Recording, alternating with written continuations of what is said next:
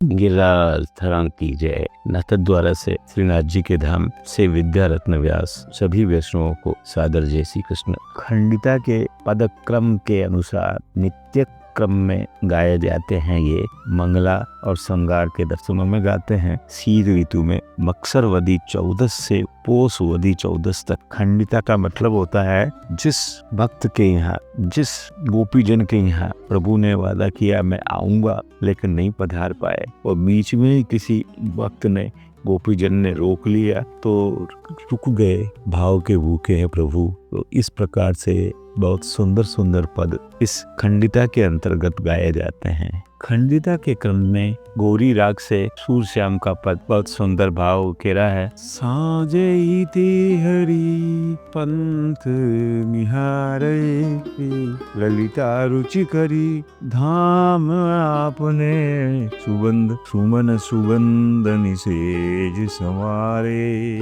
कब हुक होती वार ने ठाडी, कब हुक गन दी गगन के तारे, कब हुक आए गली मग जो अधी, अज हुन आए शाम बियाले, वे बहु नायक अनत लुभाने, बाम के धाम सिधारे, सूर श्याम बिन मिलपति बाला, तम चरत हैं तह जह तह शब्द पुकारे। हे सखी, शाम संध्या के समय से प्रभु की प्रतीक्षा कर रही हूँ। ललिता सखी ने अपने हर में सैया को सुगंधित पुष्पों से रुचि अनुकूल सजाया है। कभी प्रतीक्षावश दरवाजे पर खड़ी हो जाती है, कभी आकाश से तारे गिरती है, तो कभी आकर गली में प्रतीक्षा करती है। प्रीतम अब तक नहीं आए, प्रभु बहुतों के नायक है, कहीं अन्यत्र लुभा गए,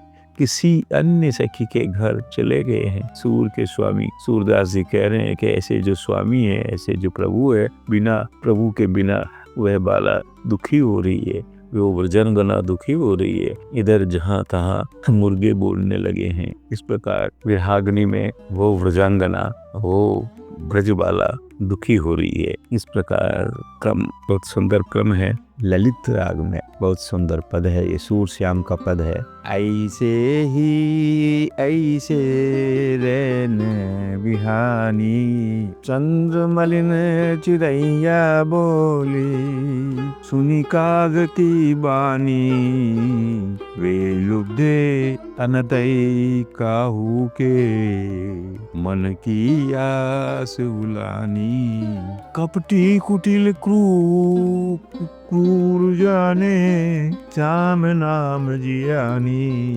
कोकिल श्याम श्यामल देखो, श्याम रंग है पानी, श्याम जलद अहि श्याम कहावत, सूर श्याम सोई बानी। इस प्रकार उस खंडिता के क्रम में ये सूर श्याम का पद बहुत सुंदर है। यूं ही प्रतीक्षा में रात बीत गई, चंद्रमा धुंधला हो चला, चिड़िया बोल पड़ी, कौवों ने की आवाज सुनाई देने लगी, वे बोलने लगे, अर्थात प्रातः काल हो चला है, एक किसी और के यही लुभा गए हैं, मन की आशा पूर्ण न हो सकी। मैं समझ गई श्याम नाम वाले सब कपटी होते हैं, कुटिल होते हैं, क्रूर होते हैं। देखो, कोयल श्याम है, भौरा भी श्याम है, और यमुना जल भी श्याम है, बादल भी श्याम है, और सांप को भी श्याम कहते हैं। सांप सर्प जो है वो भी श्याम कलर में, सूरदास जी के श्याम भी वैसे ही हैं।